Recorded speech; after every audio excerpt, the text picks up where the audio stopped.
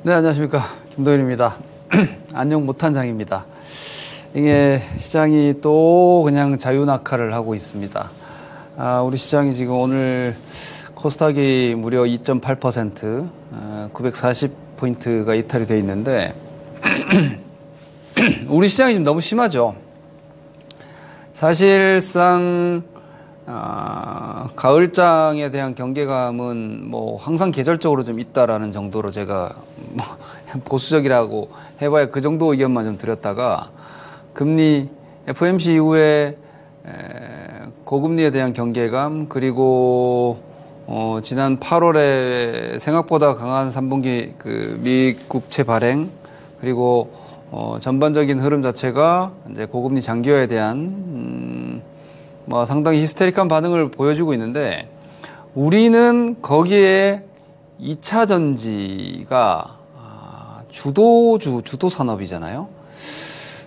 저는 지금도 그 생각엔 변함이 없어요. 요즘 이제 주가가 떨어지고 나쁜 뉴스들이 많이 이제 부각이 되다 보니까 근데 2차 전지 산업에 대한 이제 회의론들이 좀 생기죠. 투자자들이 원래 주가가 떨어지면은 마음이 약해지고 신뢰가 떨어지는 법입니다. 산업이나 주식 기업에 대한.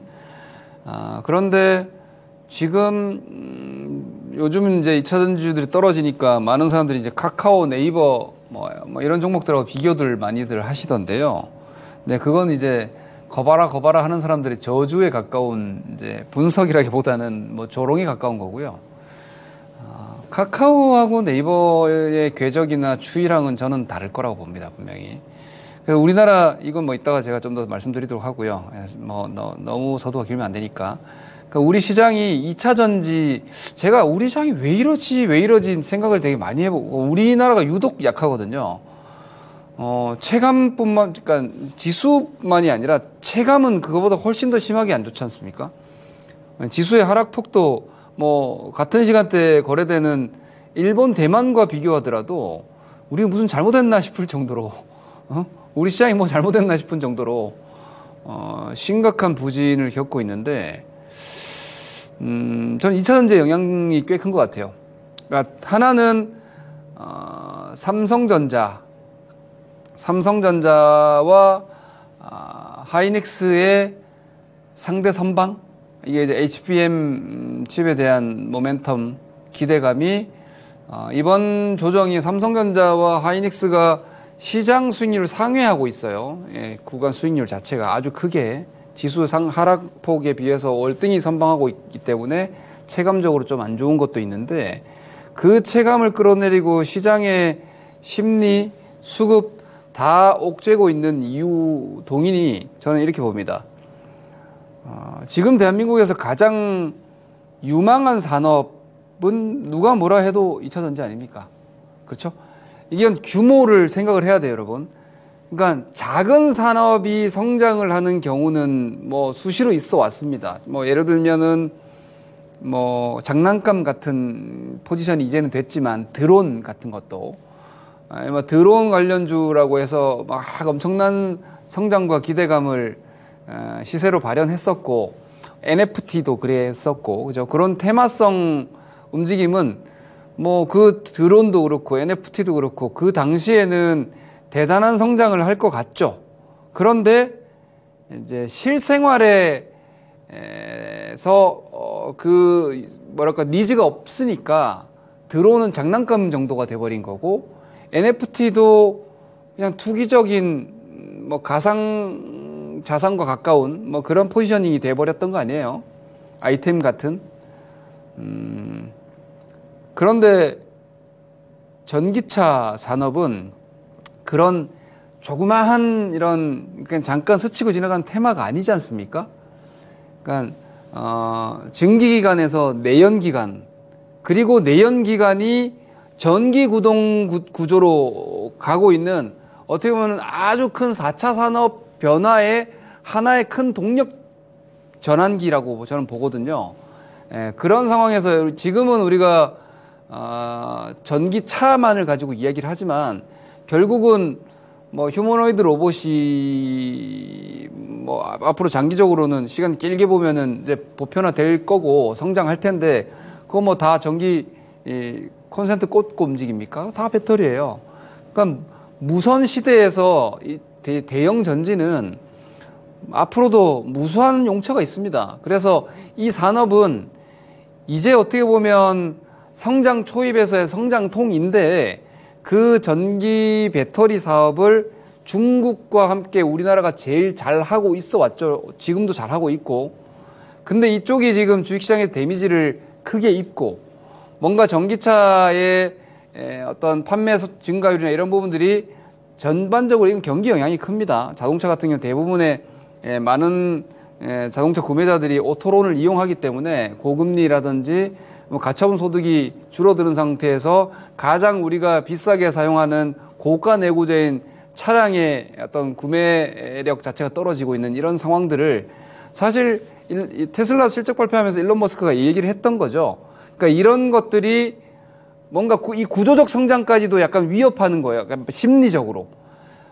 그리고 그러다 보니까 거기에다가 미국 전미 자동차 노조의 파업까지 이어지면서 레거시 자동차 업체들이 인건비 부담도 커지고 그리고 테슬라가 계속 가격 경쟁 걸고 있는데 포드나 이런 후발 업체들은 지금 전기차의 영업이익률이 마이너스 60%예요. 제가 전에 말씀드린 1억짜리 전기차 한 대 팔면 6천만 원 손해 난다고.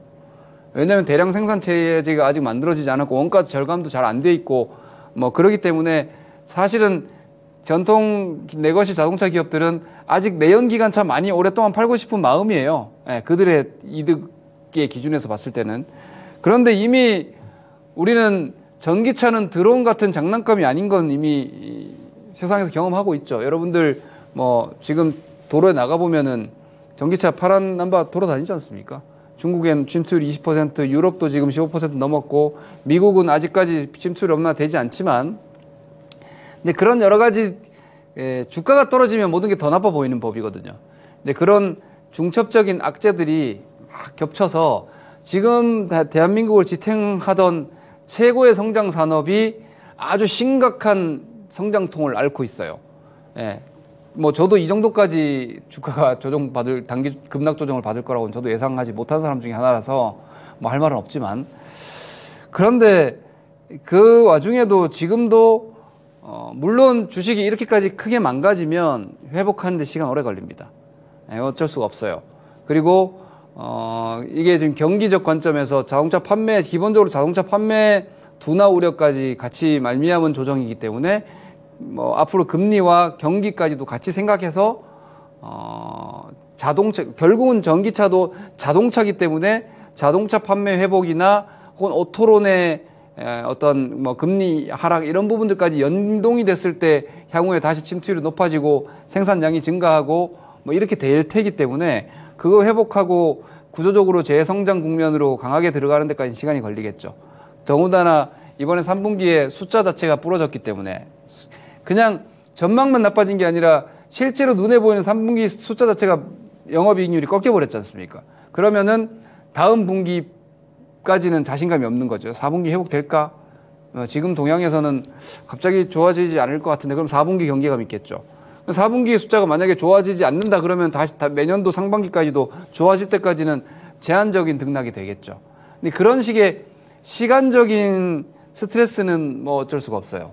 그런데 지금의 이런 과격한 반응은 저는 과하다는 생각이에요. 이거는 공매도가 매도의 주체 세력이기 때문에 이 우리나라의 좀 기울어진 공매도 시스템 이런 부분들이 좀 더 제가 LG에너지솔루션 옛날부터 계속 LG에너지솔루션 같은 경우에 LG화학이 82% 가지고 있지 않으면 저는 이렇게 약하지 않을 거라고 봐요. 그건 확신합니다. 저는. 왜? 우리나라 기관 투자자들이 혹은 외국인 투자자들이 얼마 안 가지고 있잖아요. 최대 주식을 82% 가지고 있으니까 이 주식 올라본들 별 소득 없죠.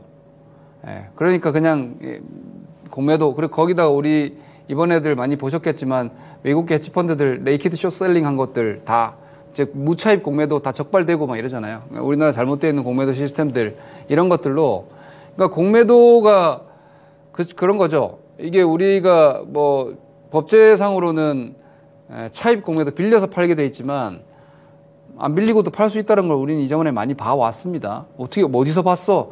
제가 전에 말씀드렸죠. 여러분들이 이미 잊어졌겠지만 삼성증권이 모 지점에서 삼성증권 주식을 유통주식보다 많이 매도 호가에 넣었다가 그때 난리가 나서 그거를 그 직원 몇 명이 그냥 일탈처럼 쓱 묻어가 버렸는데, 그거 사실 아주 그냥 발가벗겨진 네이키드 숏셀링의 현재 증권사들의 시스템을 보여준 거예요. 어떻게 유통주식보다 많은 주식을 증권사 지점에서 매도 호가를 낼 수가 있어요. 그러니까 없는 주식을 팔 수 있는 거라는 얘기지 않습니까? 그러니까 막 계속해서 내가 팔아서 내가 내릴 수 있다라고 생각하니까 계속 파는 거죠. 이런 것들이 좀 과하다고 저는 봐요. 이런 측면을 전반적으로 지금 시장까지, 그러니까 저는 금리 영향도 있지만 우리 국내 최고의 성장 산업이 지금 성장통을 너무 심하게 앓으면서 나타나는 심리적인 위축, 수급적인 위축, 이런 부분들도 꽤나 큰 것 같아요. 그걸 이제 외국인들의 수급이 공백인 상태에서 개인들도 예탁금이 지금 많이 줄어 있고, 거기에다 고금리니까 투자 여건들이 지금 좋지 않으니까 주식을 살 만한 요인들이 약하고, 그러니까 개인 수급이 약하죠. 왜 달러 강하니까 외국인들도 대표적인 이머징 자산인 원화 표시 주식인 자산인 국내 주식을 매수를 안 하고 매도를 하고 있죠. 그런 상태에서 선물 가지고 롤링하면서 공매도 세력들이 이 주요 종목들 마구 매도를 치면서 주식을 가지고 놀고 있어요. 진짜 호가가 되게 얇아요. 여러분들 거래대금 보시면 거래대금이 별로 없습니다, 지금. 그런 상황에서 뭐랄까 되게 아주 그냥 가벼운 등락이 반복되고 있는데, 이럴 때 제가 희망 고문을 하려고 하는 건 아닌데, 이렇게 약할 때는 무섭죠. 무서우면 이제 이성을 잃게 되고 합리적 판단을 못 하게 되는데, 그런 부분들 한번 쭉 봅시다. 걱정거리가 산재하니까 주가가 이 지경인 거예요. 제가 이제 역발상적 관점에서 말씀을 드리는 거예요. 그러니까 주식이 상황이 좋을 때는 다 좋고 원래 나쁠 때는 다 나쁘고 시장은 늘 그러해요. 그러니까 지금의 현재 주가 지수, 예를 들어 지수 기준으로는 코스닥의 730선, 950선 근방에 있다가 지금 코스닥 지수는 무려 200포인트나 내려왔습니다. 지수가 20% 떨어지는 거는 이거 적게 떨어지는 게 아니에요. 어느 정도 조정받았다 할 수준이 아니라 단기 폭락 나온 겁니다. 코스피 종합지수도 2700을 목전에 두고 있다가 지금 2300이 무너졌어요. 이게 왜 이러냐? 왜 그런지는 우리 다 알고 있잖아요. 미국채 금리 상승, 금리 장기화 우려, 그리고 수요 부진, 경기 우려, 그런 것들에 방금 말씀드렸던 대한민국 최대 성장 산업인, 앞으로도 10수년간 최고의 성장 산업이 될 겁니다. 왜냐? 이번에 여러분 지난주였죠. LG에너지솔루션의 IR에서 LG에너지솔루션의 수주잔고 얼마인지 보셨죠? 그런 건 기사가 잘 안 나오죠. 지금 안 좋은 것만 부각이 되고. LG에너지솔루션 수주잔고 500조입니다. 500조. 지금 수주잔고 500조 가지고 있는 산업이 있습니까, 여러분? 아니 단일 기업으로 수주잔고를 500조를 가지고 가져본 기업이 있습니까? 한국 산업에서. 그런 거 부각 안 되죠. 그러고 뭐가 부각이 됩니까? LG에너지솔루션이 2024년도에 2023년도보다 성장률이 낮아질 거다. 그건 원래가 컨센서스였어요. 애초에 원래 2025년도에 여러분 생산 계획들이 많이 잡혀 있고, 그때 이제 생산 캐펙스가 이제 완성이 되기 때문에 2025년도가 2024년도 기준으로 대부분 2차전지 산업의 평균 성장률이 50% 넘게 추정이 돼요. 지금 속도가 늦춰지면 또 좀 뒤로 밀릴지 모릅니다. 네, 그런 부분들이 할인 요인인데, 근데 24년도는 올해 23년도가 전지 산업의 성장률이 대단히 높았어요. 24년도가 그 25년도까지 가는 동안에 생산 캐펙스를 계속 늘리는 기간이기 때문에 성장 정책이에요. 네, 그래서 그게 부각이 됐죠. 2024년도가 3년도보다 성장률이 떨어진다. 근데 그게 원래가 컨센서스였단 말이에요. 근데 마치 그게 지금 대단히 갑자기 더 나빠진 것처럼 막 부각이 되죠. 그러면서 500조 수주 잔고라는 건 쓱 희석돼 버리고. 다시 말씀드립니다. LG에너지솔루션 단일 기업의 수주 잔고가 500조 원입니다. 지금 우리나라 2차전지 3사들의 지금 장기 공급 계약건들이 누적되어 있는 수주 잔고가 1000조 원이 넘어요. 이런 산업이 어디 있습니까? 언제 이런 산업이 있었나 봤습니까? 반도체가 초기 성장할 때 이런 모습이었어요. 그때 반도체도 막 치킨 게임 하면서 막 하이닉스가 그 당시 막 법정 관리 들어가고 막 아주 난리였죠. 지금 2차 전지가 그러한 성장통이에요. 성장통. 중장기적인 성장통. 물론 성장통으로 지금 다리 하나 부러졌으니까 다시 회복해서 달려나가는 데까지는 오래 걸릴 거예요. 왜냐하면 지금의 이익이 뭐 수요 둔화, 그리고 수요 둔화에 업체들이 대응하기 위해서 공급 계획을 미루고 이러면은 향후에 현금 흐름이 잡히는 시간이 뒤로 밀리니까 그 뒤로 밀리는 기간만큼 주식의 회복 기간도 딜레이 되는 거예요. 시간은 필요하겠지만 네이버 카카오하고 비교할 바는 아닌 거예요. 네이버 카카오 주주분들께는 죄송하지만 제가 이전부터 계속 말씀드렸죠. 네이버 카카오는 코로나라는 특수 환경에서의 이걸 이제 슈퍼 사이클이라 그러는 거예요. 왜냐면 어떤 산업이 이익이 늘었다가 줄었다가 뭐 재고 사이클이라든지 설비 사이클에 따라서 보통 이제 제조업 같은 경우는 재고 순환 사이클 같은 것들을 이렇게 한 5년 정도 기준으로 탑니다. IT 반도체가 기본적으로 4년짜리 뭐 재고 순환 사이클, 공급 순환 사이클을 이렇게 타게 되는데 그게 일시간에 뭔가 확 좋은 일이 생기면은 확 좋아지는 걸 우리가 메가 사이클, 슈퍼 사이클이라고 하는데 온라인 산업 같은 경우에는 집에서 나가지 마. 못 나가. 뭐 야외 활동을 금지했으니까 집에서 온라인으로만 쇼핑하고 게임하고 뭐 이런 세상을 우리가 수개월 동안 살았잖아요. 그 특수한 환경에서 말도 안 되는 호황을 누렸죠, 온라인 기업들이. 근데 그게 딱 끝났기 때문에 더 좋아질 뷰가 안 그려지는 거예요. 주식은 지금보다 앞으로 더 좋아질 것 같은 그림이 그려지지 않으면 그건 끝난 주식이에요. 근데 2차 전지는 여러분 지금보다 앞으로 더 좋은 그림이 그려지지 않습니까? 계속해서 그림이 유효하죠. 근데 지금 스케치해놓고 색칠하려고 보니까 물감이 아직 좀 부족하네. 색칠하는 시간이 좀 미뤄진 거예요. 그렇기 때문에 네이버나 카카오같이 무너지지는 않을 거예요. 지금은 급락이 과격한 급락이고 그럼 뭐 반등이 있을 거고 횡보가 있을 거고 이런 과정들이 앞으로 수개월 걸리겠죠. 일단 포커스 자체가 25년도에 맞춰져 있으니까 뭐 늦어도 내년 하반기 정도에는 움직일 텐데 지금 올해 연말에 이렇게 두드려 맞고 가고 있기 때문에 뭐 11월, 12월에 반등이 좀 있겠지만 뭐 대단한 회복은 아직은 아닐 거예요. 하지만 지금 대표 산업이 이렇게 두드려 맞고 있어서 시장이 약한 측면이 있기 때문에 이런 것들이 지금 우리 시장에 뭐랄까 좀 정체성이 아닌가라고 2차 전지를 안 하고 계셔도 이해를 하셔야 되는 거예요.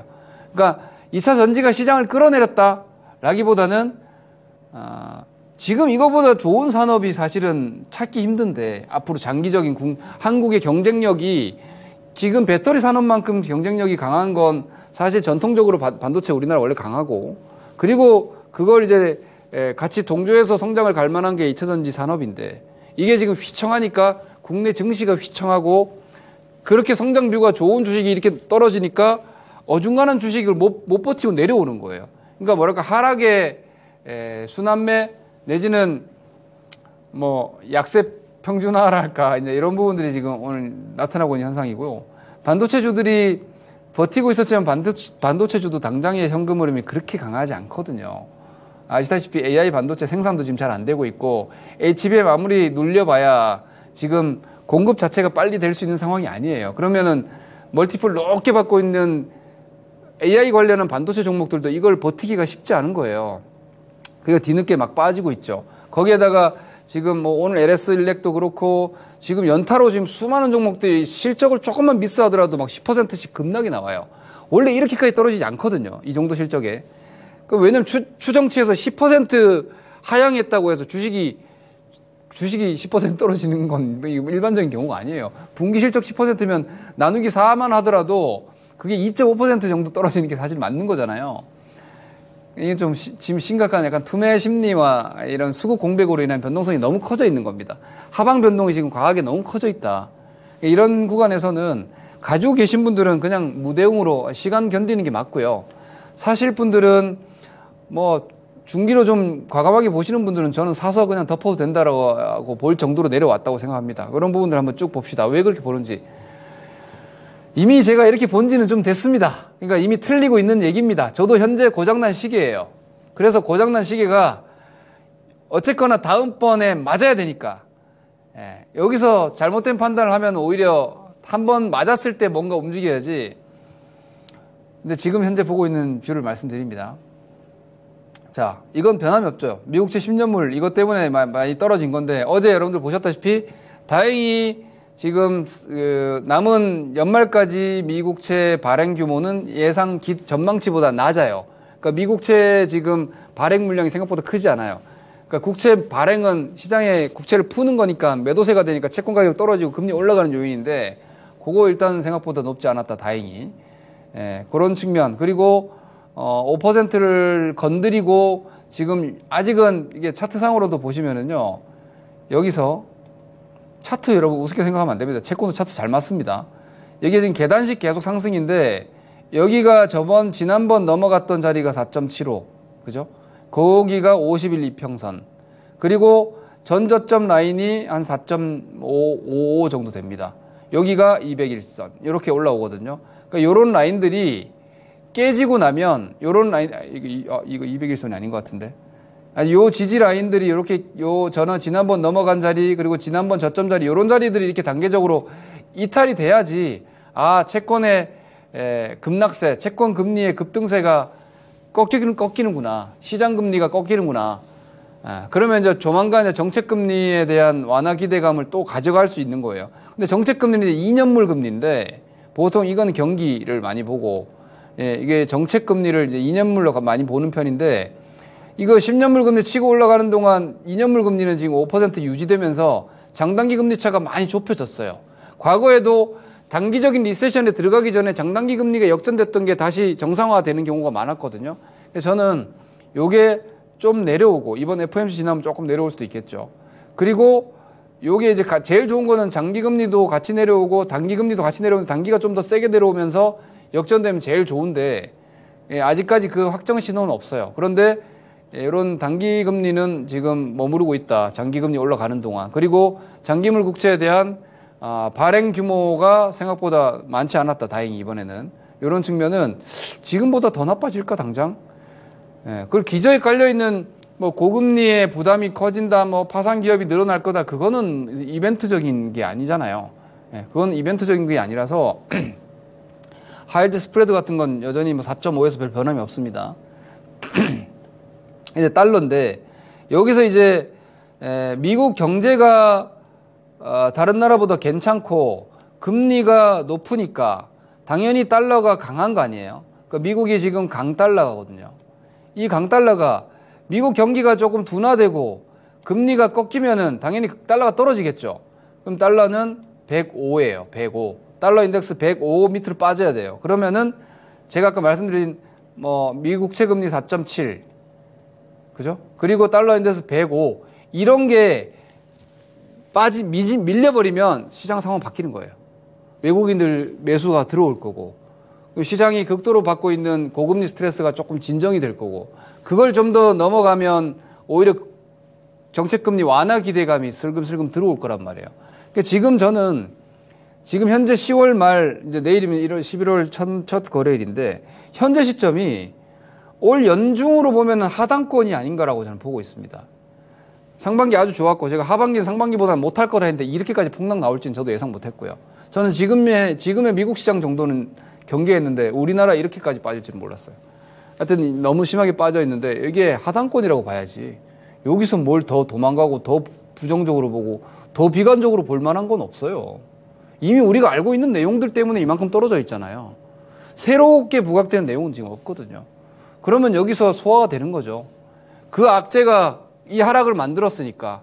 그보다 더 새로운 악재가 없는 상황이면, 제가 지난 제 명인복귀 시간에 잠깐 말씀드렸는데, 코스피 멀티플 오늘 보자. 오늘 2300이니까 0.82대 나오겠네요. 코스피 PB 밸류가, PBR이. 코스피 PBR이 아예 금융위기 때도 0.8384였고요. 코로나 팬데믹 때 당시에 폭락 나왔을 때 저점이 0.75, 75. PBR. 왜 PBR을 얘기하냐면, 자산 가치는 엄청나게 우리나라 많은 기업들이 갑자기 크게 자산 털어먹지 않는 이상은 그 밸류에이션이 유지가 되잖아요. 그래서 양적 가치는 갑자기 이렇게 실적처럼 좋았다 나빴다 하지 않으니까 이거를 절대값으로 양적 값으로 많이 보거든요. 시장 하단을 잡을 때 PBR 밸류를 많이 보는데 우리나라 지금 PB 밸류가 오늘 현재 지수 기준이면은 PBR이 0.82 정도 나올 거야 아마. 0.8 이거 엄청나게 낮은 겁니다, 여러분. 역대급 하단이에요. 이런 자리에서는 주식을 파는 게 아니라 사는 거예요. 맨날 사라 그래. 뭐 샀으면 홀딩하는 거고 안 샀으면 사는 거고 샀는데 더 떨어지면 어떡할래? 안 팔고 갖고 있으면 되는 거예요. 주식을 떨어질 때 샀는데 못 가지고 있는 사람들은 누군지 알아요? 신용 같은 거 쓰시는 분들. 그런 분들은 내가 가지고 가고 싶어도 못 가져가는 거지. 담보 비율 같은 것 때문에. 그런 것만 안 하면 돼요. 그럼 결국은 딱 내가 생각했을 때 우리가 주식은 확률 게임이니까 지금 현재 시점이 예를 들어서 뭐 내가 원금이다. 그리고 지금의 진입 시점에서 1단부터 10층까지 있고 만약에 1단이 바닥이고 10단이 최고 상투라면 지금이 한 3단, 4단 정도면은 사야 되는 거 아니에요? 1단, 2단으로 보이면은 그냥 사버리는 거고. 만약에 1단, 2단이라고 샀는데 지하 1단, 2단 가는 그냥 갖고 있으면 되잖아요. 어차피 지하 1, 2 가더라도 내가 1, 2에 샀으면 수익 나는 건데 7, 8까지 수익 날 수 있는 건데 그렇게 판단을 해야 되는 구간인데 여러분들 대부분은 이미 주식을 사서 물려있죠. 그러면 자기 객관화 시켜야지. 내 자산 물린 거에 매몰돼가지고 막 걱정과 고민과 패닉에 빠지면은 지금의 이 객관적인 싼 데이터 값이 안 보일 거라고요. 그냥 내일 어떡하지? 이 돈 어떡하지? 라는 공포감에 사로잡히면은 이 객관적인 데이터 값이 눈에 안 들어와요. 0.8이고 뭐고 나는 지금 내가 죽겠는데 무슨 0.8이는 이런 생각이 들면 안 돼요. 왜? 늘 말씀드리지만 우리는 기업에 투자하는 주식 투자자지 본질 가치가 없는 숫자에 투자하는 이런 뭐 투기꾼이 아니잖아요. 그죠? 파생은 그냥 그 변동성에 투자하는 거예요. 그래서 제가 그건 안 하는 거고 여러분들께도 저는 웬만하면 하지 말라고 권하는 거고 그리고 기다리는데 내 의지대로 못 기다리는 신용 같은 거 절대 쓰지 말라고 하는 거고 왜? 주식 하다 보면 이렇게 힘든 장이 있어요. 견뎌내야지. 버텨내야죠. 그래서 다시 회복을 할 수 있는 종목을 가지고 이겨내면 다시 회복하면 또 기회를 잡을 수 있잖아요.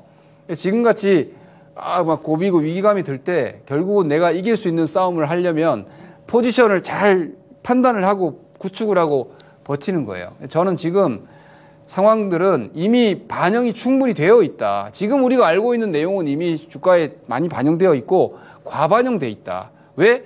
공매도 수급 같은 것 때문에. 그리고 2차 전지라는 최고의 성장 산업이 그 공매도에 먹잇감이 돼서 지금 물어뜯기고 있기 때문에. 그래서 시장이 하방으로 좀 과대하게 평가 해석되어 있다고 저는 봅니다. 자, 코스피가 아니라 코스닥을 볼게요. 변동성이 더 크니까. 코스닥의 지금 구조를 한번 보시겠습니다. 여러분들 시장을 좁게 많이 보죠. 짧은 기간으로. 근데 큰 그림으로 이렇게 한번 쭉 보시죠. 419포인트가 코로나 팬데믹 당시에 3월 19일입니다. 여기 저점, 그리고 작년 연말 저점, 올해 연초 저점 연결하는 포인트가 지금 지수대 정도가 딱 나옵니다. 이런 자리는 의미 있는 중장기 지지선이 보통 됩니다. 아유, 그림 공부하는 거 아니야? 김동현이 갑자기 할 말 없으니까 차트 들고 나오네. 차트 중요합니다. 여러분 보세요. 여기 위에 제가 여기 그림을 보여드릴게요. 여기 고점 연결선이 마술같이 여기 고점에 딱 맞고 떨어졌어요. 이런데 어떻게 차트를 무시 안 합니까? 여기 저점, 여기 저점, 여기 저점, 지금 딱 거기에요. 거기에다가 제가 좀 더 확대해서 자, 다음 그림 보시면은 아까 보신 그림을 제가 조금 더 확대해서 보여드리는 건데요. 요 채널 라인 있죠. 여기서 이렇게 떨어지는 라인, 이렇게 떨어지는 라인이. 이게 이제 피치포크 라인이라고 보통 얘기하는데 원 추세 라인을 지금 한 단계 더 떨어져가지고 여기 와 있죠. 여기에. 그죠? 이 과매도 목표치 달성이라고 소위 얘기를 합니다. 그리고 그 안에서 소파동이 있죠. 이렇게 내려오는 요선. 요선을 이렇게 수평으로 그었을 때 여기까지 내려와서 이번 주에 지금 하단을 건드렸어요. 저 밑에서 오는 큰 라인, 그리고 중기 2단계, 그리고 단기 2개월짜리 요 매도 피크 채널 하단 딱 때렸죠. 이런 라인에서 보조 지표들 보시면은 뭐 차트 얘기해서 죄송합니다. MACD 자 다이버전스 그죠?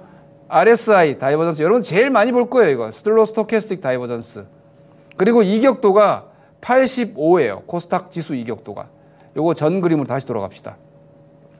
코스닥 지수 이격도 85가 어디냐? 여기 저점, 여기 저점, 작년도의 저점들이 다 코스닥 지수가 60일 이동평균선에서 15% 정도 떨어지니까 하단이 형성되더라.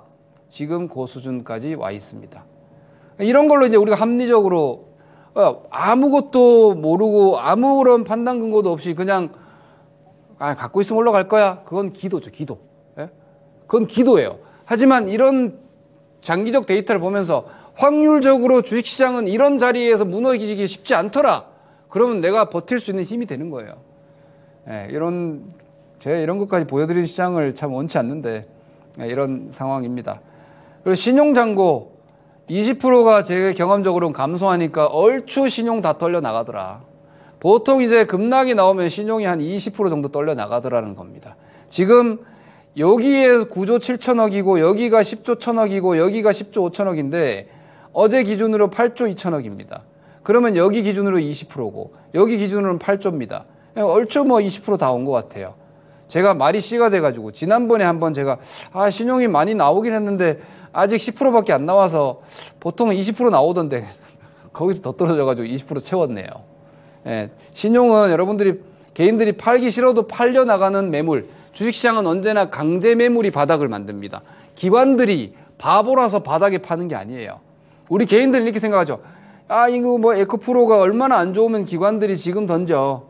에코프로 BM이 포스코 퓨처엠이 포스코 홀딩스가 얼마나 안 좋으면 이렇게 많이 떨어졌는데 주식을 매도할까라고 생각하면 무섭죠. 그게 아니라니까요. 우리처럼 내 손이 계산해갖고 파는 게 아니에요. 그냥 기계가 파는 거예요. 기계가. 프로그램이 로스컷 기준 이탈이기 때문에 그냥 팔아버리는 거예요. 그래서 그 해당 펀드 포지션은 손절 정리가 돼버려요. 그리고 다음날 올라가잖아요. 그럼 다시 재편입. 그럼 0% 수익률로 다시 홀드해서 매매 시작하는 거예요. 우리는 그렇게 계산을 하지 않으니까 그거 이해 못하죠. 근데 항상 그런 식으로 예를 들어서 ETF 해증이 풀려가지고 바닥에 와라라는 물량이 나오기도 해요. 그런 시스템적인 로직에 따라서 나오는 물량들이 보통 바닥 매물화 되거든요. 개인들은 그게 신용잔고 담보 비율 140% 못 맞춰갖고 혹은 그거 맞추려고 막 물량 줄이는 개인들이 한 20% 정도 파니까 얼추 나오더라 이겁니다. 지금 그 정도 데이터 값이 나와 있다는 거예요. 그리고 공매도 이거 되게 저는 이게 될까 싶긴 한데 뭐 좀 더 정치권에서 좀 애써주고 우리가 열심히 요구를 합시다. 엊그제 주말이었죠. 국감장에서 금융위에 지금 여당에서 이걸 요구했어요. 야당이면 오히려 받아들이지 않을 텐데 여당 쪽에서 공매도를 한시적으로 금지해놓고 전면 재검토를 하는 게 어떠냐. 그럴 때가 되지 않았냐 했을 때 뭐 즉답은 피했지만 검토하겠다 정도의 이야기가 나와서 막 기자들이 언론 플레이를 해주더라고요. 기사가 엄청 뜨더라고. 이거 뭔가 조짐 있나? 근데 한번 두고 봐야 될 것 같아요. 이게 만약에 나오잖아요. 그럼 우리 시장의 최고 호재입니다. 단기적으로는. 왜냐하면 제가 아까 말씀드렸죠. 여러분들 2차전지 지금 매도합니까? 안 팔잖아요. 근데 공매도가 파니까 떨어지거든요. 공매도가 만약에 한 3개월이라도 못하게 하잖아요. 그럼 지들이 못 팔기 때문에 이건 사야 되는 거예요. 더 내릴 수가 없으니까. 요 내용들이 좀 더 진행이 되는지를 두고 좀 보시고, 요게 만약에 뜬다, 그럼 생각보다 단기 반등 탄력은 강해질 수 있다, 연말에. 요거 한번 봅시다. 그리고 뭐 오늘 제가 이따가 4시에 공개방송, 이 토마토 유튜브, 토마토 증권 통해서 4시에 방송에서 조금 더 종목들을 좀 더 살펴볼 텐데, 시간이 한 5분 남았나요? 방금 말씀드린 내용들, LG 에너지 솔루션으로 한번 다시 봅시다. 이게 LG 에너지 솔루션도 제가 여기서도 이미 45만원에서도 과매도라고 했는데, 거기서 10% 이상 더 떨어졌습니다. 제가 뭐 사실 잘한 건 아닙니다. 그러나 이때 사신 분들도 여기서는 버티는 거고요. 왜냐? 왜냐? 아까 제가 말씀드렸죠. 수주잔고 500조. 그러니까 이 회사가 지금 하고 있는 배터리 사업이 성장 동력을 상실해서 앞으로 쇠퇴기에 들어간다. 그거 아니잖아요. 그죠? 그거 아니지 않습니까? 그러면 지금의 하락은요, 수급에 대한 부분이고, 혹은 뭐 2차전지 전기차 수요 감소에 대한 우려나 이런 부분들이 궁중 심리가 좀 더 강하게 하방 쪽으로 자극해서 과매도가 나와 있는 거예요, 한마디로. 그러면 그 과매도가 해소가 되면 어떻게 되느냐? 2차전지 다 비슷해요. 추세 깨졌어요. 일단 중기 추세들은 다 깨졌어요. 이렇게 깨져서 밑으로 이렇게 벌어졌잖아요. 이렇게 밑으로 쭉 벌어졌죠. 밑으로 벌어진 게 이렇게 피크를 치면 그 다음 과정은 다시 이렇게 복원하지 않죠, 보통. 이거는 아주 좋은데 갑자기 뭔가 일시약재가 나왔을 때 되는 현상이고, 지금처럼 뭐 실적 추이나 당장의 성장 속도가 좀 둔화된다. 그러면 여기서 피크아웃 치고 나서 이런 라인들을 이렇게 다 모읍니다. 이렇게 한참 걸립니다. 이 벌어진 거 이게 다 모일 때까지, 그럼 이제 매물대가 뭐 45, 50 여기서 형성되겠죠. 여기서. 이때처럼 즉각적으로 회복하는 게 아마 쉽지 않을 거예요. 주식이 이렇게 내려와서 이런 식으로 삼각형을 이렇게 만들어요. 이렇게 여기처럼. 지금 앞으로 이렇게 수렴하는 삼각이 될 거예요. 왜 지금 그 삼각이 된다고 제가 여전히 자신 있게 말씀드리냐? 앞서 말씀드린 산업 자체가 네이버나 카카오처럼 더 좋기 힘든 상황이 아니기 때문에, 앞으로도 더 2차전지 전기차의 침투율은 증가하고 2035년부터는 내연기관 판매 중단은 여전히 확정적이기 때문에, 그러니까 지금은 뭐예요? 아직 10년 남았으니까 전기차 아직 얼리 어댑터들은 바꾸고 타고 다니지만 내연기관 아직 10년 더 탈 수 있는 거 아니야? 하면서 좀 더 효율적인 하이브리드 수요도 강해지고, 하이브리드 플러그인 하이브리드 배터리 들어갑니다, 여러분. 예, 그것도 배터리 수요 있습니다. 그러니까 이런 부분들 때문에 조금 둔화될 수 있다. 그리고 경기 둔화 때문에 속도 둔화된다. 이런 걱정인데, 경기 회복되고 수요 회복되면 여러분 또 수요는 어디로 가겠습니까? 또 전기차 수요로 가는 거고, 정책도 전기차 인프라로 투자가 가는 거예요. 재정 지출도. 이 산업이 꺾인 게 아니기 때문에 과대 낙폭에는 뭐 버텨내고 싸워야 된다. 저는 그렇게 봐요. 사신 분들은 버티시고, 살까 말까 고민하는 분들은 이 정도면 사도 됩니다.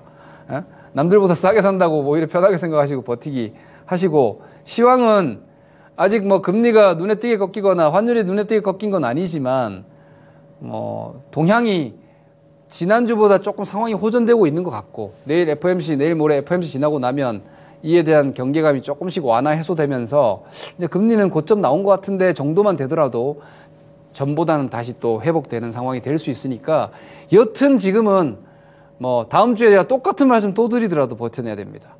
이 구간 잘 이겨내셔서 일단 상처가 조금 회복될 수 있는 시간을 가집시다. 좀 감안하셔서 오늘 같은 날 너무 지쳐서 쓰러지지 마시고 잘 이겨내시고 건강 잘 챙기시기 바랍니다. 주식이 사람 잡습니다. 파이팅 하시기 바랍니다. 이상입니다.